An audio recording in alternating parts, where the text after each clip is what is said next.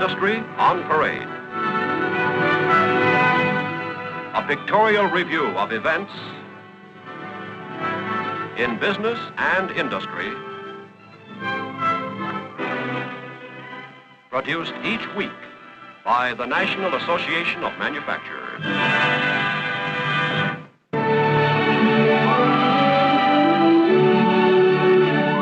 The heart of the Cotton Belt, the Deep South.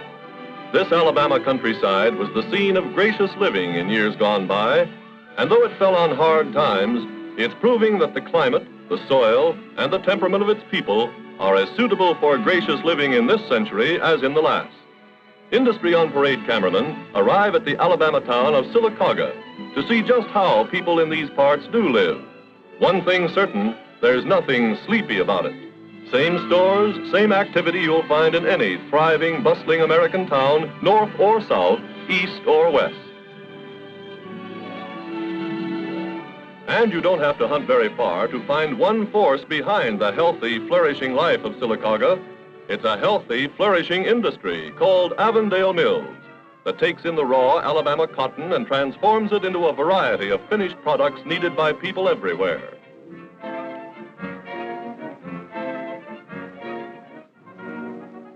From the opening machines, the cotton is sent along to pickers, where it's partially cleaned, emerging in the form of a loose blanket called lap.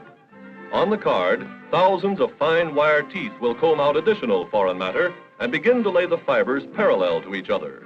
Then begins the process of drawing the fibers out. 6 strands are fed onto a roll that moves just 6 times as fast as the feeding rolls. And after being drawn and spun again and again, the yarn is finally ready for the looms.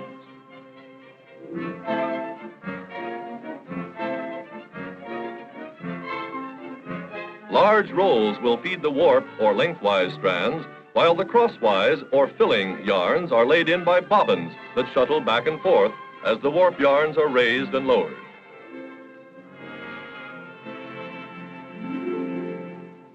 This particular fabric is corduroy, and disc blades cut the grooves called wales.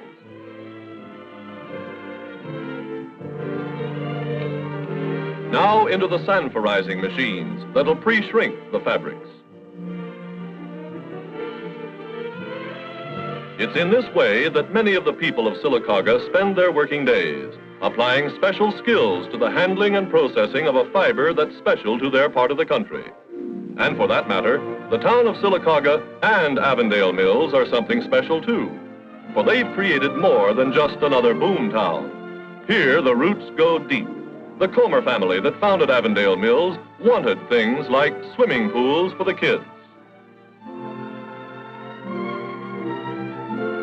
It wanted pleasant accommodations for visitors.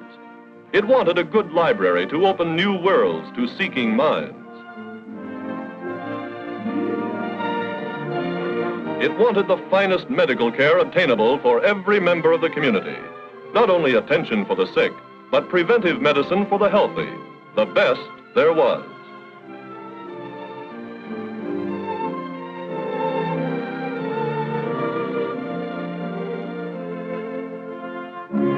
Juvenile delinquency?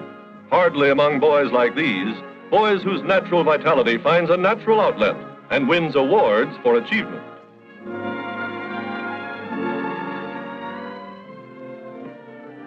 Yes, it was inevitable that a prosperous industry would help bring prosperity to everyone in town.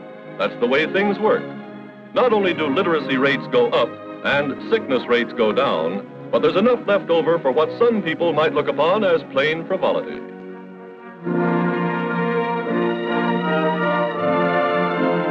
But where the roots really go deep are in the home.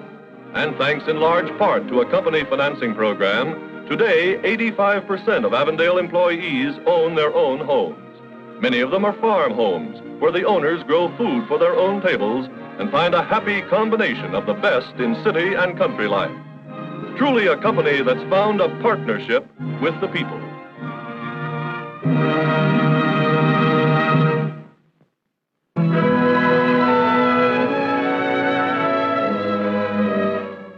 The Lake Placid Club in Essex County, New York, meeting place of winter sports enthusiasts, is the scene of a different sort of get-together.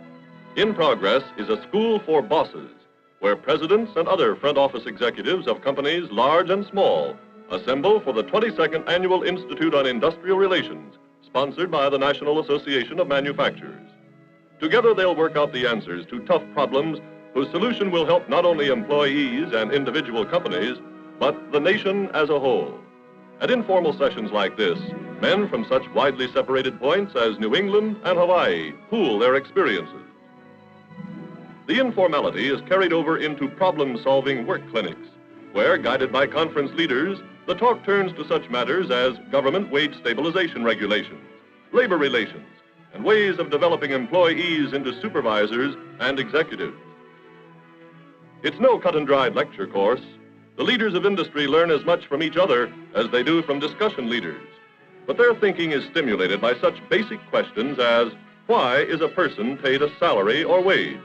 It's for what he does, what he knows, what he can get others to do. When they break for coffee, the talk continues. And when they return to their offices and plants across the land, we'll all benefit from the effort to further humanize employer-employee relations and the promotion of understanding and teamwork in industry.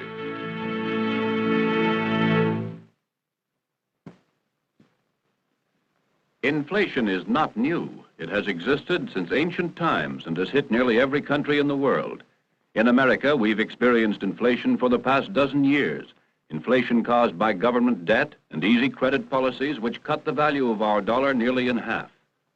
The way to stop inflation is to increase production, reduce government spending, curb private and public credit policies from making inflationary loans, and put the cost of government, including defense spending, on a pay-as-we-go basis by adopting a sound tax policy.